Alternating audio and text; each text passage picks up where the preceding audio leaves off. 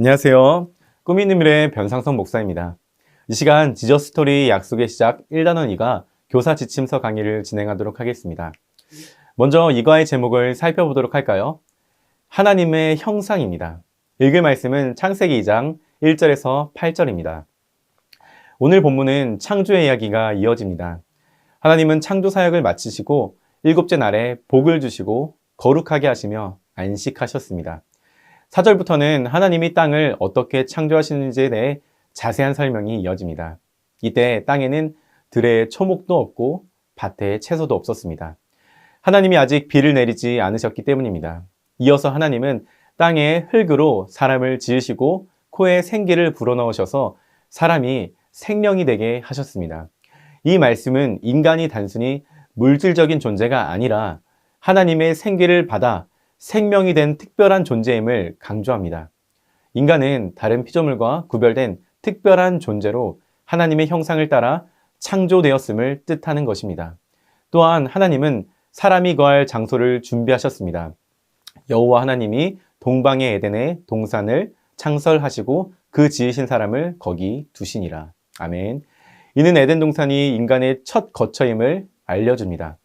에덴 동산은 풍요롭고 아름다운 곳으로 묘사되고 있는데 이는 인간이 처음부터 그 풍요로운 환경에서 살게 되었음을 의미합니다. 본문은 창조 이후 하나님과 인간의 관계와 인간의 그 특별함을 강조하고 있습니다.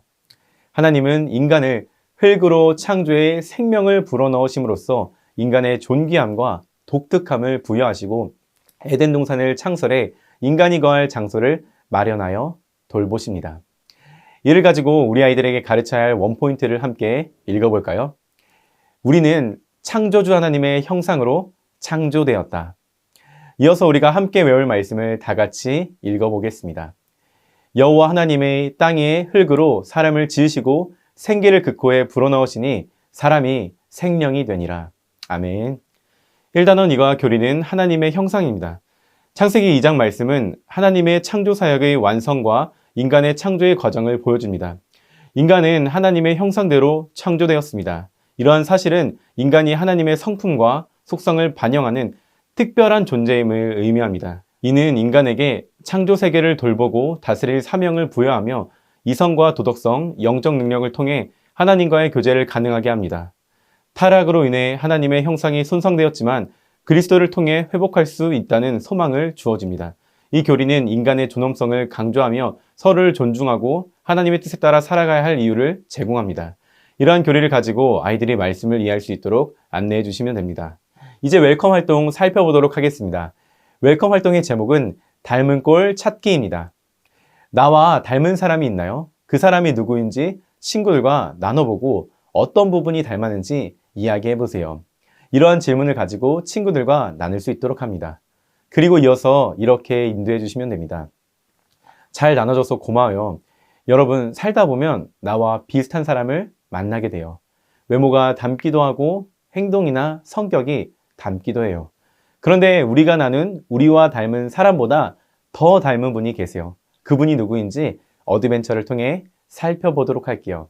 이렇게 웰컴 활동을 인도해 주신 후에 어드벤처로 넘어가 주시면 됩니다. 다음으로 어드벤처입니다. 어드벤처에서 3가지의 질문을 통해서 말씀을 살펴보도록 하겠습니다. 첫 번째 질문입니다. 하나님은 7째 날에 무엇을 하셨나요? 정답은 천지 만물을 다 지으시고 안식하셨습니다. 하나님은 6일에 걸쳐서 모든 만물을 만드시고 7째 날에는 모든 일을 멈추시고 안식을 취하셨어요. 두 번째 질문입니다.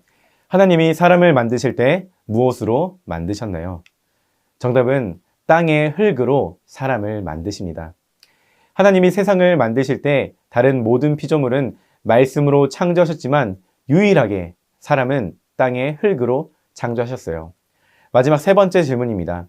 하나님이 흙으로 사람을 지으시고 코에 무엇을 넣으셨나요? 정답은 하나님의 생기를 불어넣으십니다. 하나님이 사람을 땅의 흙으로 지으시고 그 코에 생기를 불어넣으셔서 사람이 생명이 되게 하셨어요. 이 말씀을 가지고 밸류 질문을 이어서 할게요. 첫 번째 모두 질문입니다. 인간이 하나님의 형상으로 지어졌다는 말은 어떤 의미일까요? 하나님의 형상으로 지었다는 말은 하나님의 모습을 담도록 인간을 창조하셨다는 의미예요. 인간이 하나님을 닮았기 때문에 그만큼 고귀하고 소중한 존재라는 뜻이에요. 다음으로 서로 질문입니다. 내가 하나님의 형상으로 지어진 사실을 알았다면 이 세상을 어떤 모습으로 살아가야 할까요?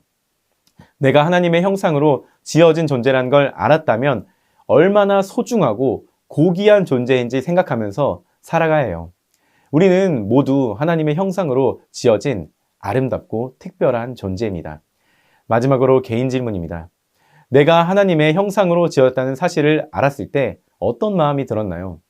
내가 하나님의 형상으로 지어진 존재라는 사실이 엄청난 힘이 되었을 거예요.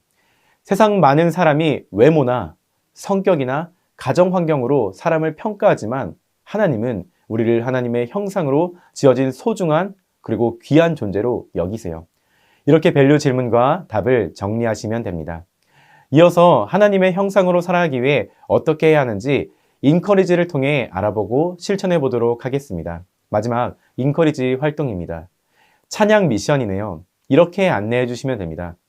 내가 하나님의 형상으로 지어진 존재라는 사실이 엄청난 힘이 되었을 거예요.